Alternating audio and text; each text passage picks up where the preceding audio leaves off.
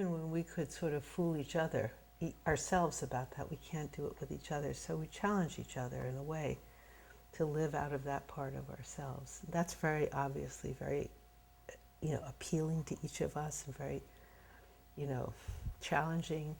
And so our relationship keeps challenging us in that way. And,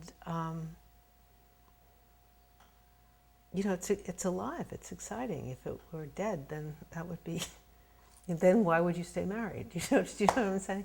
Yeah. So I think that's really the kind of core of it. And I think it's funny because I think it's easier in this society. That's why I wrote The Birth of Pleasure. It's easier to talk about pain, it's easier to talk about sadness, it's easier to talk about loss, it's easier to talk about tragedy than it is to talk about love, about pleasure, about just, having fun with each other and liking to be with each other and sort of being intrigued by each other and like that kind of thing.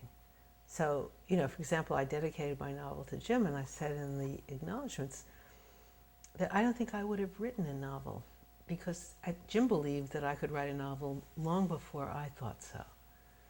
And, Jim's book, Violence, in the opening, and he'll say that in his acknowledgement, that he felt I challenged him to write that book in his own voice. And that incredible opening of that book, just the sheer writing of the opening of that, I know Jim is somebody who can do that. So if you really want to know why are we together after all these years, that's probably the answer to that.